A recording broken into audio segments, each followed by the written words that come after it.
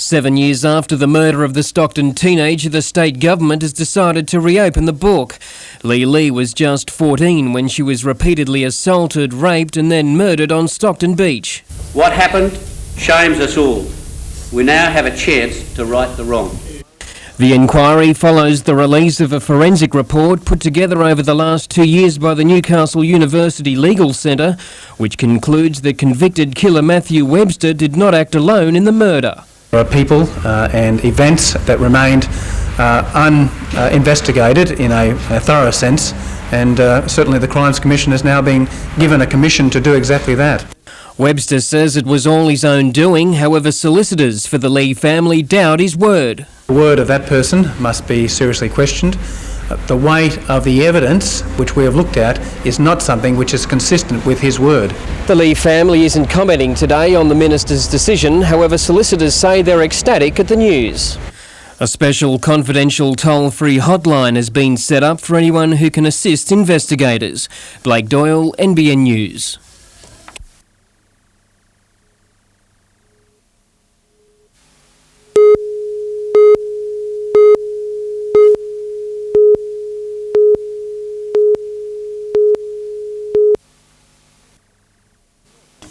The autopsy on the Staffordshire Terrier was part of the RSPCA's case against John Ryan, a prison officer from North Rothbury near Cessnock.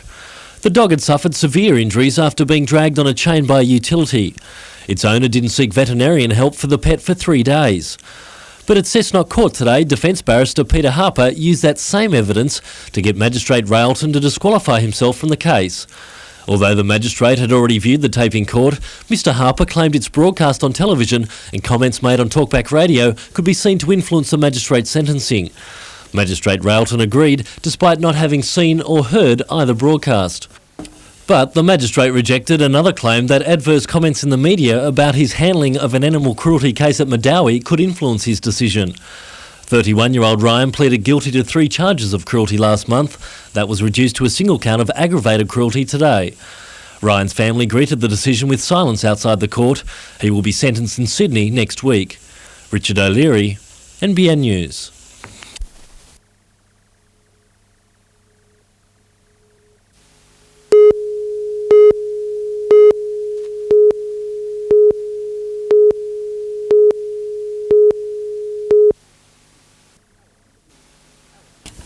Alan Neighbour returned to Newcastle as a hero last year after completing the BOC Around the World Yacht Challenge.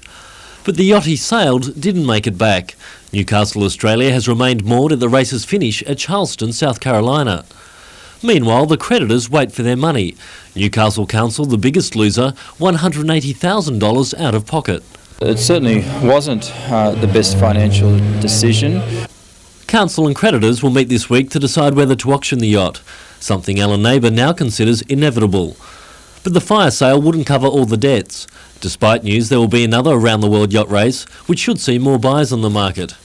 Lord Mayor Hayes says if his council is to avoid a similar mistake, it has to fund projects with high exposure and low risk, like Surfest. They've done research to indicate that somewhere in the vicinity of $1 million to $3 million has been generated. It's promoted around the world as the City of Beaches on international sports cable, the regional television exposure from NBN. I don't know of an international event in the Hunter region on its own, and something like this is just fantastic for the city. Newcastle Council will decide the fate of Surfest funding in the coming weeks. Richard O'Leary, NBN News.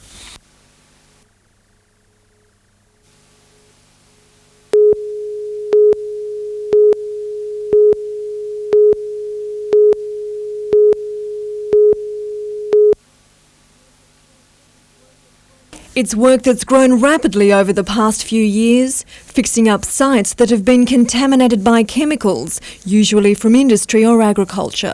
It can take years to treat affected land and can cost landowners millions of dollars. But it seems the Australian way of dealing with the problem is working. As different from what happens in the United States, it's actually industry driven.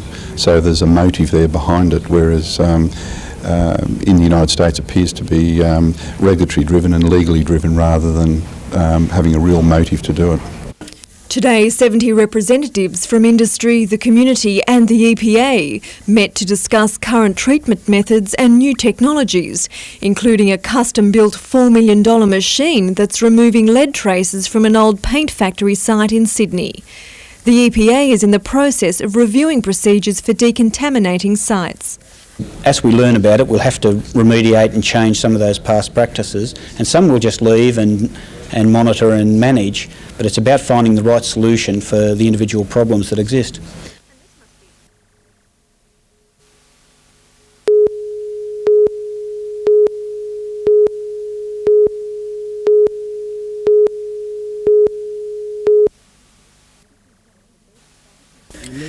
This is some of the best farming and grazing country in the Merriwa district, but it's been some of the hardest to sell. Finding buyers for small areas or smaller areas, family farms, over the last few years has been very difficult. That's why 7 family properties have been joined to form a 24,000 acre block situated 20 kilometres north of Merriwa on the Mountain Station Road. The package is worth more than $12 million and landholders are counting on Asian buyers to snap up the deal. Large companies, they want, companies where they can run many thousands of stock, because it reduces the overall management cost. The property represents a variety of farming, fattening and breeding country, as well as 14 houses and cottages. Originally, the district was divided into 4 large properties, which have gradually been split up over the years. Now it appears the trend is reversing. Mr Llewellyn says the sale reflects a return to large holdings. But I believe it's a trend that certainly we've got to be aware of, and it seems to be the way that the property's selling. Vanessa Spark, NBN News.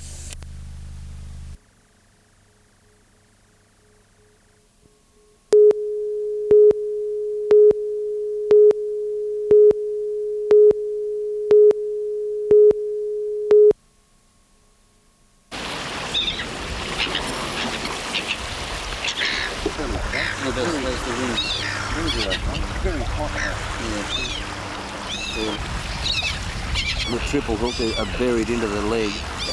Well, we've got a little girl pelican that's got a lure jammed into her leg, just underneath in the inside of her leg, and it's buried right into the sinews and the muscles.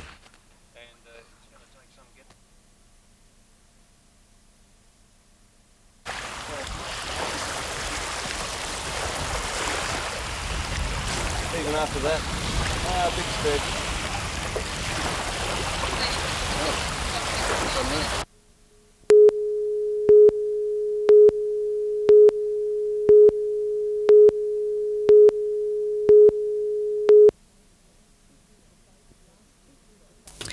This was the fate of last year's crop. More than 250 millimetres of rain swamped what could have been a top harvest. Nature has been kinder this year with earlier falls of rain. Now it's the humble armyworm which may damage the grain crops. They crawl up and chew the heads off when the crops are beginning to ripen. So we'll need to be sprayed by aeroplane. Wheat in the Merriwa district is in flower with some heads beginning to turn. And should yield close to a couple of tonne, would you think? I'd say so, looking at it, yeah. Despite a recent fall in prices, farmers hope the district will reap $8 million from this crop. That's if it doesn't rain. You've never got any crop until you've got it in the bag. Yep. Harvesting will begin within a month. Vanessa Spark, NBN News.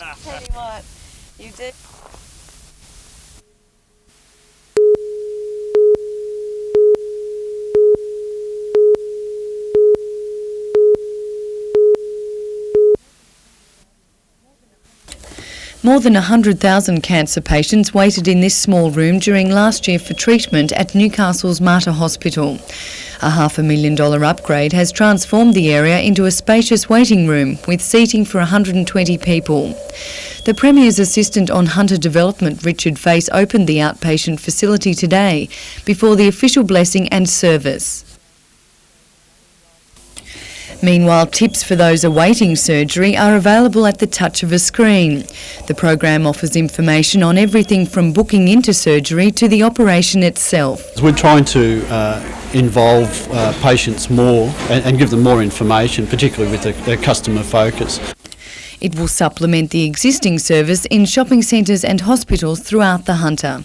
Vanessa Spark, NBN News.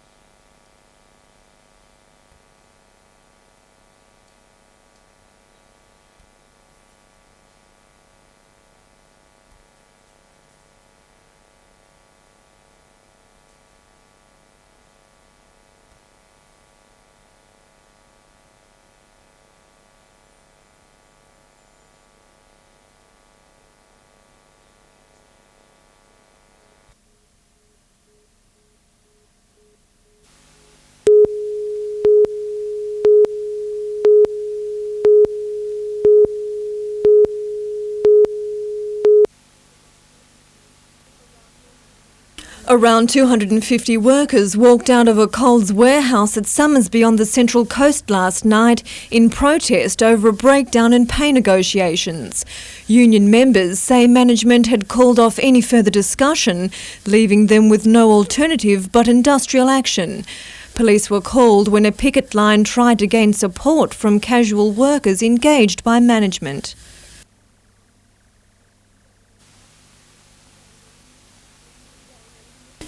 Today, their commitment remained unwavering. With only a handful defying the strike, distribution was virtually brought to a standstill. Trucks were turned away. Angry strikers confronted those determined to work. Well, the company is the one that said they don't want to talk anymore. The offer they have made is not up to industry standard, and it would put these people at the bottom of the industry. Members voted to strike for as long as it takes for Coles to make them an acceptable offer. Coles is making huge profits and we just simply want a fair share of those.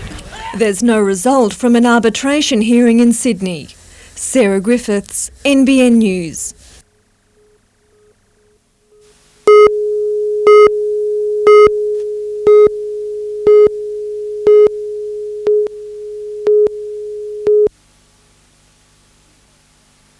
Two-year-old Zach Parks was last seen by his mum playing in the sand. 10 minutes later, she noticed he was missing. The other kids come inside and he wasn't with them. And I don't know how long they'd been in, for a couple of minutes, and when I come out to look for him, he was face down in the pool. Annette dragged her son from the water just before her neighbour Gary arrived. He gave little Zach mouth-to-mouth and CPR, reviving the toddler by the time paramedics arrived. Gary had resuscitation training through a council program, a skill which saved the little boy's life. Well, obviously, very happy with the end result. It's something that everyone should know. Zach's fully recovered and is now spending more time on the other side of the fence. Vanessa Spark, NBN News.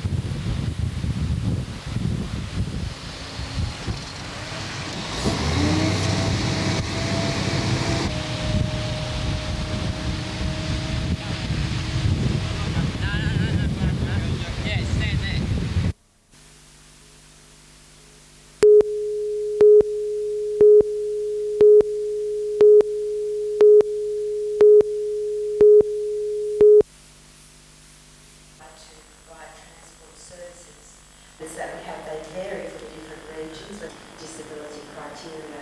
So people with disabilities are able to have better transport services.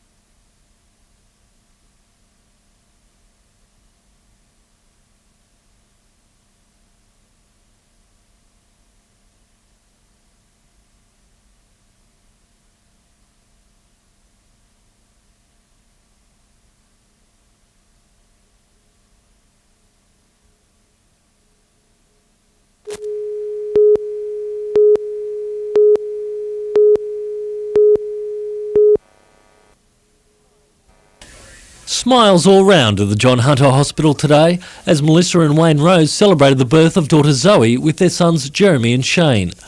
But there was little to be happy about at 4 o'clock this morning when Zoe decided she couldn't wait any longer, forcing Dad to become doctor. Terror. I didn't know what was going to happen. Frightened because there was no one there, just me and Wayne. I think we handled it pretty good after all that when you think back. 10 minutes and it was all over. Thankfully for the Nelson Bay couple, an ambulance and a neighbouring nurse arrived shortly after the birth. But by that stage, to adopt an old phrase, the baby had well and truly bolted. And her name may be Zoe, but it could just as easily be Peter, as she'd cried wolf so many times that nobody could believe last night was the real thing. Put in hospital twice, and I didn't think the day was ever going to come. But last night we didn't know if it was the real ones or the false ones. Turned out to be the real ones. Richard O'Leary, NBN News.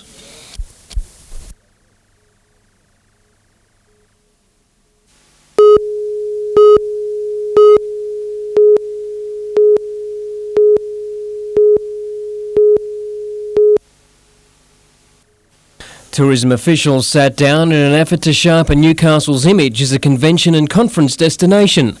The convention market is a lucrative one, with financial spin-offs for the leisure and retail sectors. Already the city is attracting its share of conventions, but they're limited in size and prestige by a lack of facilities.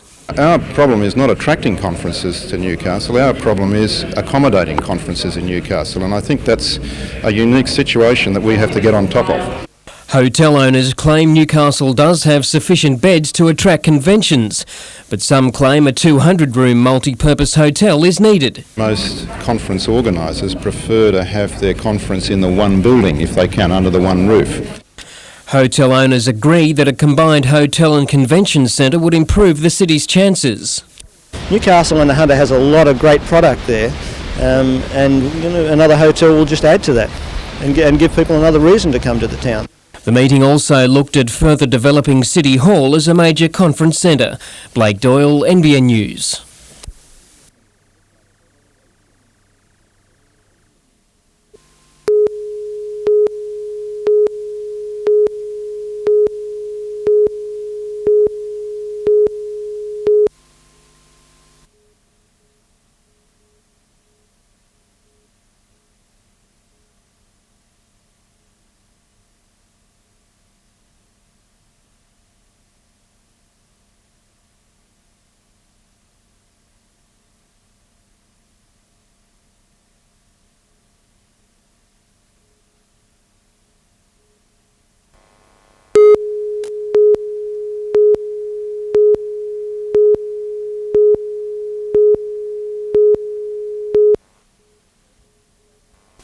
Protesters gathered outside Newcastle's tax office to make their voices heard.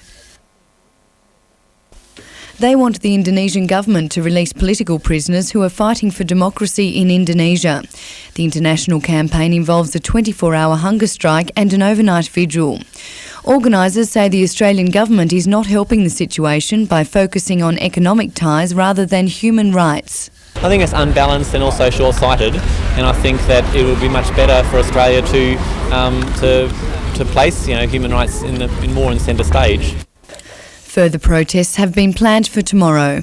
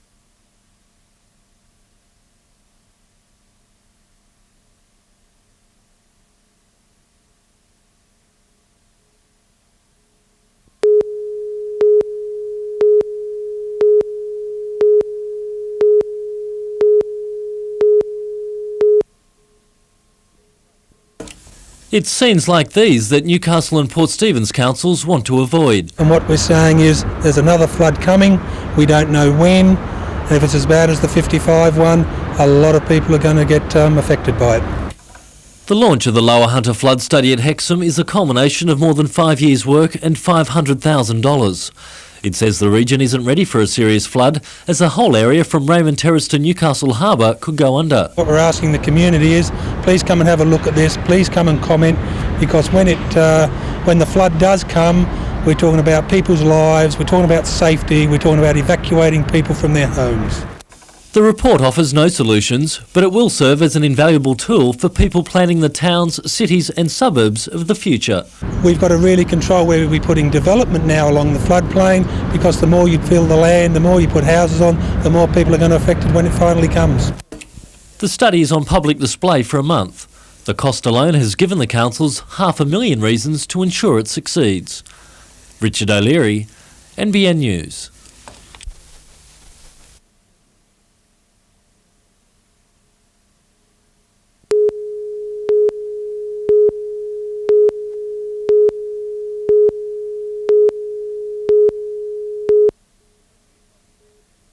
The new competition in the shape of the Mariners has drawn out the best from the Knights. The club this afternoon launched season 97 more than 4 months before the ARL kick-off. Leading formalities, the release of the club's 10-year anniversary logo and a promotional video that highlights the better memories of those younger years. You know, it's gone really, really quick, so there you go, 9 years, going on to our 10th, and you know, it's pretty amazing, really. It's been 10 big years for Newcastle from the introduction to the Winfield Cup in 1988. The club has established itself as a rugby league force. But the next 10 years will be the challenge as the Knights fight perhaps their hardest battle, hometown competition. I don't think that that's something we should be walking away from. You know, every business has a competitor. We'll just go about our business as we expect to and normally would. And we're not too worried about, you know, what happens over the road. Despite the recent hiccups, the Knights say better things are to come and statistics are on their side. This year, the 2 millionth fan will pass through the turnstiles and they've already sold 80% of season tickets. That shows the confidence that people also have in the Knights, and if you look at the team on paper, it's a very strong team. Meantime, in staff changes, Knights PR manager Doug Garsky has finished up with the club, football manager Dave Morley has had his duties scaled down, and Chair Terry Lawler has refused to buy into whether he'll stand for re-election. I've made a policy of not making any comment on that over the years, and I don't see any reason to alter from that policy. Jonathan Upton, NBN News.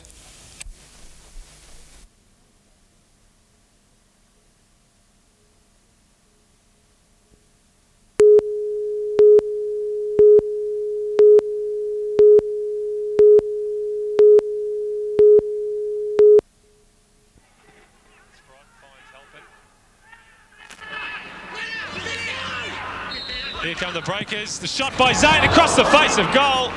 As though taking up a forward position just as I speak. And he must score here, surely off the upright there by Halpin. Unbelievable. It's an easy ball back to Dean, who whips in a good cross. And as we see, it bounces. And what a great strike from Armstrong there. He's just gone from forward run. He timed it well. He got the ball at his feet. And really, with the goal at his mercy, he contrived to hit the upright. He's not happy with himself. He knows that was a golden opportunity, Troy Halpin.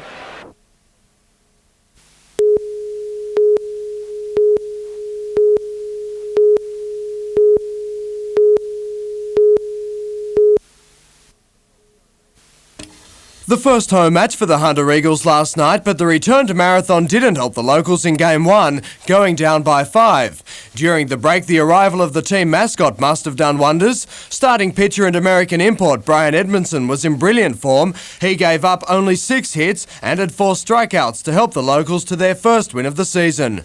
The Eagles sneaked home with a 6-1 victory in Game 2. The sides complete the series doubleheader tonight. And this afternoon at the #1 Sports Ground, day 1 of the 2-day representative cricket match between Newcastle and Illawarra. After winning the toss and electing to bat, the locals charged their way to a big total thanks mainly to a great knock by Steve Mace. A lightning outfield and good running between the wickets kept the score ticking, but Illawarra didn't give up. The visitors' batsmen will try and haul in the target tomorrow.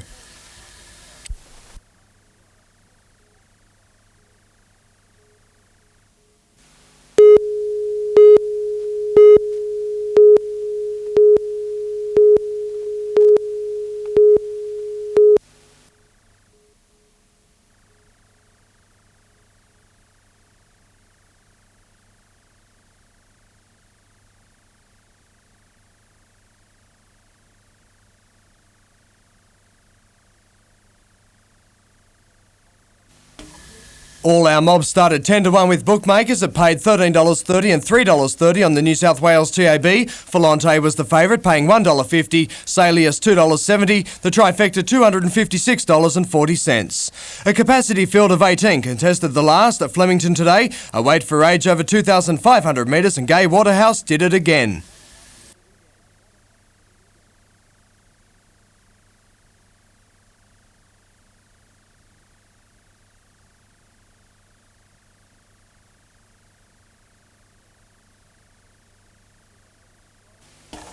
Two 11 and 12, fewer chosen paid $15.40 and $4.30. The places $5.50 and $2.20. The Quinella $155.80 and the trifecta $1,638.80.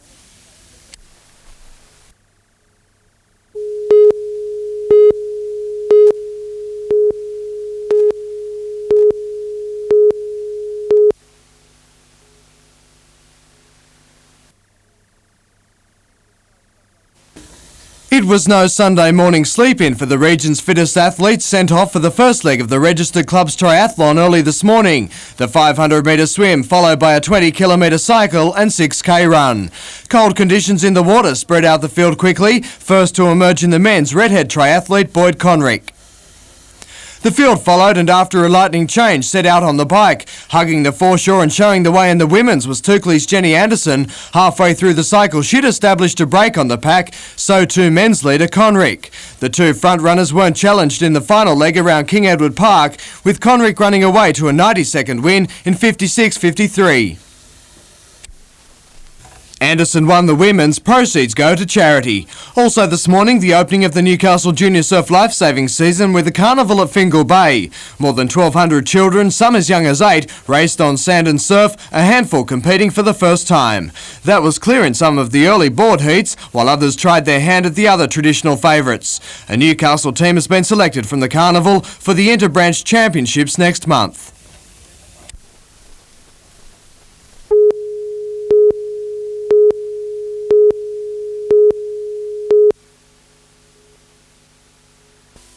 A man burst into the Italian restaurant just after 9 last night. He demanded money from a female attendant while an accomplice waited in the car. Other staff members acted quickly, throwing tongs at the bandit and chasing him off the premises with a mop. The men escaped without any money in a getaway car, which was later found dumped in Pell Street. It's the second time Don Bapino's has been hit in the last week. Police are investigating whether the incidents are connected.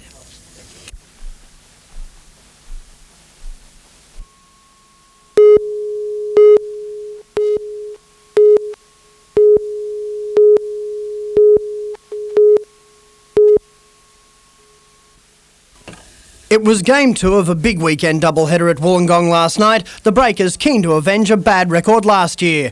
In '95, Newcastle lost 3 from 3 against the Wolves, but set about breaking the hoodoo. Clayton Zane again one of the visitors' best. Despite their efforts and those of the opposition, scores were locked at 0-0 at half-time. The standoff continued into the second term, but with less than 5 minutes left on the clock, Jason Bennett found the net and Newcastle thought they were up 1-0. But on advice from his touch judge, the referee disallowed the goal, saying the ball had touched the striker's hand. The match finished 0-0 for consecutive draws for the Breakers, and while they didn't get the result they were looking for, coach John Kosmina was still pleased with the team's performance. If you look at the games and put everything in perspective, they're games that we can walk away saying that we should have won those games quite comfortably had we taken our chances. But the thing I'm happy with most is the application of the players. The attitude was fantastic. Kosmina says morale has also received a boost from the weekend away, and that should show on the paddock. When you have to get to know people personally, you have to learn to live with each other and know each other's little nuances and idiosyncrasies to understand how a bloke will work on the park, and that's an important part of getting a team together and getting a team to function. There are no major injury concerns for the Breakers. They play the Cosmos again on Friday. Phil Hind, NBN News.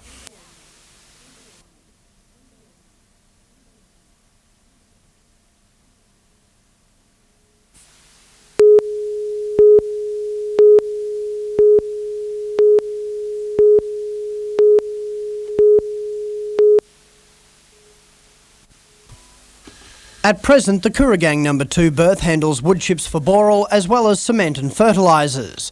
Last year, TNT put almost 1.2 million tonnes through the facility, an increase of 30% over the past 5 years. However, TNT has been outbid by P&O for the right to operate the berth from February next year.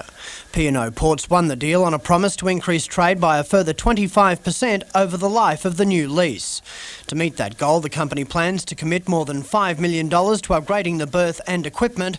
A spokesperson for the Newcastle Port Corporation says negotiations on the detail of the new lease are continuing and contracts are expected to be signed soon. Phil Hind, NBN News.